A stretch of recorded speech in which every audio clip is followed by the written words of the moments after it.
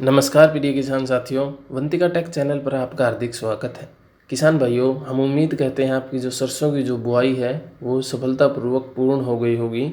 और किसान भाइयों, जिन किसान भाइयों की नहीं हुई है वो किसान भाई नवंबर के पहले सप्ताह तक इसकी बुआई कंप्लीट कर सकते हैं। किसान भाइयों, सरसों की बुआई के बाद फसलों के अंदर कई प्रकार के कीट देखने को मिलते हैं जो कि पत्तों को काटकर तथा उनका रस चूसकर नुकसान पहुंचाते हैं।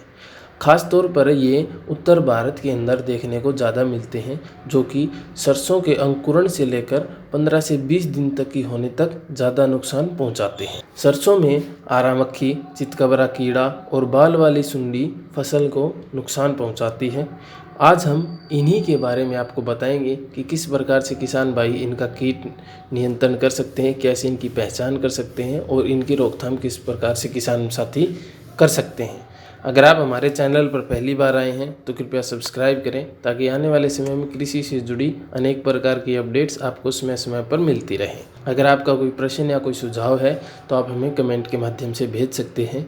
किसान भाइयों, हमारी एक वेबसाइट भी है, आप वेबसाइट पर जाकर भी देख सकते हैं। वहाँ पर आपको अनेक प्रकार के कृषि से जुड़ी जानकारी मिलती है, तो आप वहाँ पर भी देख सकते हैं। तो चलिए किसान भाइयों, आज हम बात करते हैं कि सरसों की फसल के अंदर कीट नियंत्रण किसान साथियों किस प्रकार से कर सकते हैं। किसान भाइयों, सरसों की जब फसल अंकुरण के बाद निकलती है, या हम कह सकते हैं कि जब सरसों की फसल के अंदर अंकुरण स्टार्ट होता है तभी से सरसों की फसल के अंदर कई प्रकार के कीट आक्रमण देखने को मिलता है जो कि पत्तों को काट देते हैं और उनका रस चूसकर पत्तों को नुकसान पहुंचाते हैं, जिससे कि स्टार्टिंग से ही किसान साथियों को एक नुकसान होने की संभावना हो जाती है। किसान भाइयों, सबसे पहले हम बात करते हैं आरा मक्खी की। आरा मक्खी का जो कीड़ा होता है उसकी जो धड़ है वो नारंगी कलर की होती है, सिर व पैर काले तथा पंख जो हैं इसके धुएं जैसे दिखाई देते हैं। सुंडियों का रंग गहरा हरा होता है जिसके ऊपरी भाग पर काले धब्बे की 3 लाइन कतार होती है।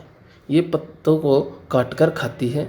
खास तौर पर इनका प्रकोप अक्टूबर और नवंबर के महीने में देखने को ज़्यादा मिलता है। हम बात करें किसान भाइयों बालों वाली सुंडी की।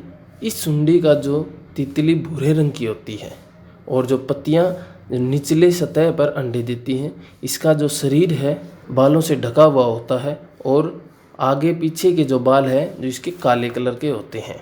यह पत्तियों को खाकर छलनी जैसा कर देती है। इसका प्रकोप अक्टूबर से लेकर दिसंबर में ज़्यादा पाया जाता है। ये सुंडी शाखाओं, तना, फलियां, छाल आदि खाती है, जिससे कि किसान भाइयों को पैदा में भारी नुकसान उठाना पड़ता है। अगला हमारा जो महत्वपूर्ण कीट है वो है चितकबरा कीड़ा।